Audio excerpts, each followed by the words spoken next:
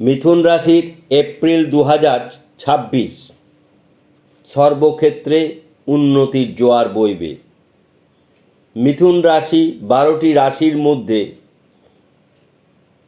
তৃতীয়তম রাশি, যে রাশিটি 2026-এ সার্বিক উন্নতির ক্ষেত্রে, কর্মপ্রাপ্তির ক্ষেত্রে অন্যান্য রাশির থেকে অনেকটাই এগিয়ে যাত্রা শুরু করেছে।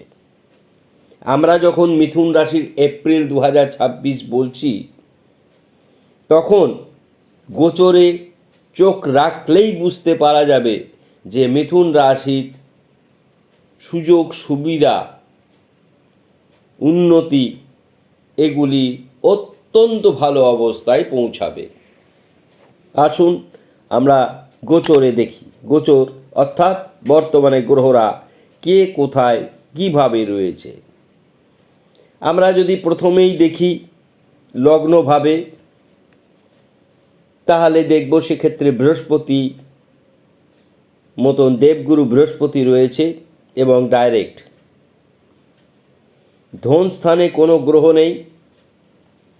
ভ্রাতাভগ্নী ক্ষেত্রে কেতুর অবস্থান, এটি কিছুটা সমস্যা তৈরি করবে। কি সমস্যা তৈরি করবে আমরা বিচার বিশ্লেষণের ক্ষেত্রে বলে দেব।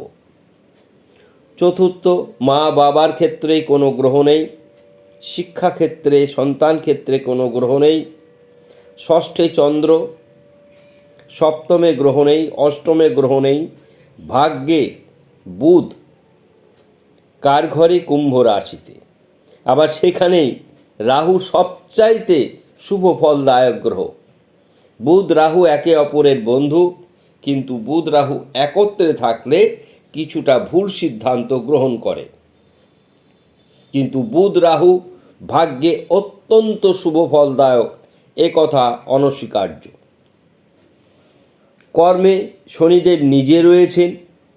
আবার কর্মের মতন জায়গায় রবি মঙ্গল সমৃদ্ধি যোগও তৈরি করেছে। একাদশ ক্ষেত্রে শুক্রের অবস্থান।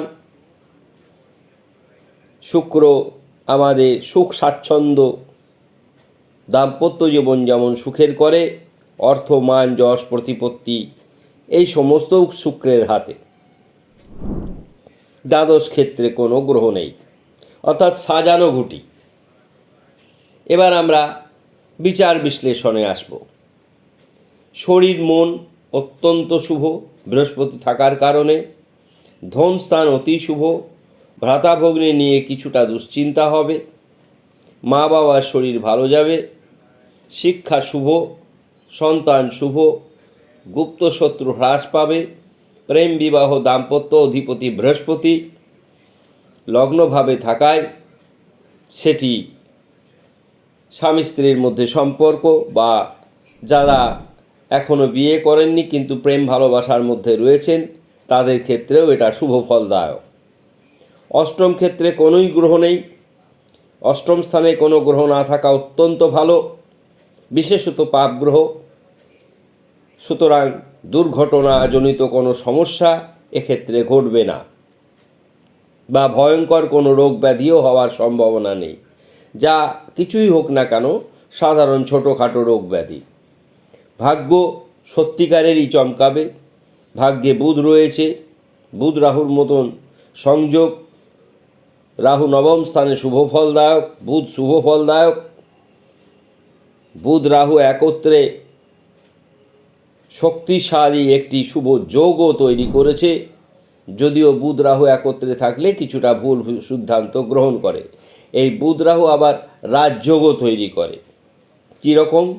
ভাগ্যের ক্ষেত্রে বিশেষত থাকলে এরা ভাগ্যকে সুপ্রসন্ন করে, সুসমৃদ্ধ করে। কর্মে শনিদেব রয়েছে, চাকরি হওয়ার সম্ভাবনা প্রবল, আর্থিক উন্নতি হওয়ার সম্ভাবনা প্রবল শুক্রের কারণে। রবি মঙ্গল একত্রে রয়েছে কর্মক্ষেত্রে। রবি মঙ্গল কর্মক্ষেত্রের জন্য শ্রেষ্ঠ অবস্থান। দ্বাদশে কোনো গ্রহ নেই, অর্থাৎ ব্যয় প্রচুর হবে এরকম নয়। যদিও মিথুন রাশির জাতক জাতিকারা আর্থিকভাবে কিছুটা মিতব্যয়, অর্থাৎ এরা খুব বেশি অর্থ খরচ করে না, খুব প্রয়োজন ছাড়া। এটা মিথুন রাশির একটি চারিত্রিক বৈশিষ্ট্য, এটা একটা সদ্গুণের মধ্যে পড়ছে। এবার আমরা প্রতিকার ব্যবস্থা, সব ক্ষেত্রেই উন্নতি হবে এমন নেই।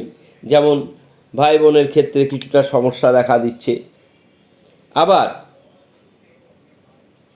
চতুর্থ স্থানে অর্থাৎ চতুর্থ অধিপতি বুধ, সে রাহুযুক্ত হয়েছে, সেটা যেমন ভালো, কিন্তু চতুর্থপতি হিসাবে বুধ রাহু যুক্ত হয়ে সেখানে পিতৃদেবের কিছুটা শারীরিক সমস্যা তৈরি করতে পারে।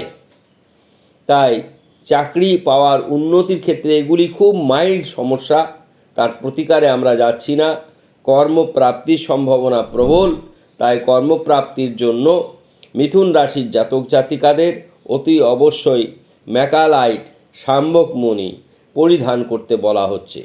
ম্যাকালাইটের চাইতে এই মুহূর্তে শ্রেষ্ঠ গ্রহরত্ন কাউরির নেই। যে কোনো মিথুন রাশির জাতক জাতিকারা কোনো বিচার বিশ্লেষণ জন্মকুণ্ডলী না করিয়েও আপনারা ম্যাকালাইট পরিধান করাতে পারেন। শাম্বকমণি ম্যাকালাইট, একে ম্যালাকাইটও বলা হয়। খুব বেশি দাম নাই, কিন্তু ওভাল রিং যেন থাকে, তাহলে সেটি কিন্তু দুষ্প্রাপ্য। এই ধরনের ওভাল সাইজের ম্যাকালাইট গলায় লকেট করে পরবেন এবং বুধের বীজ মন্ত্র করবেন, ওং স্ত্রিং স্ত্রিং বুধায়। 28 বার করে স্নান করে বুধের বীজ মন্ত্র করবেন। বুধের ইষ্ট দেবী ত্রিপুরা সুন্দরী, দেবী ত্রিপুরা সুন্দরীকে প্রণাম করবেন। সবুজ বর্ণের পোশাক আশাক বেশি পরবেন, সবুজ, নীল, সাদা, কালো এগুলি পরবেন। যতটা অ্যাভয়েড করবেন। প্রত্যেকটি গ্রহের যেমন বিপরীত দিক, এখানে মার্কারি সাপোর্ট আপনারা বহুতভাবে পাবেন, বৃহস্পতির সাপোর্ট পাবেন। সর্বক্ষেত্রে গৃহবর্ণের পোশাক অর্থাৎ ধূসর বর্ণের পোশাক এটি কম পরবেন। এটি তৃতীয় স্থানে কেতু থাকার কারণে কেতুর বর্ণের পোশাক আশাক কম পরবেন। যারা ক্যাটসাই পরিধান করে আছেন তারা বরঞ্চ এপ্রিল মাসে ক্যাটসাই খুলে রাখবেন। আশা করি আমরা খুব সুন্দরভাবে আপনাদের সহজ সরল ভাষায় আমাদের অনুষ্ঠান আপনাদের কাছে তুলে ধরলাম। ভালো লাগলে মন্তব্য করবেন এবং ভিডিও শেয়ার করবেন, সাবস্ক্রাইব করতে ভুলবেন না।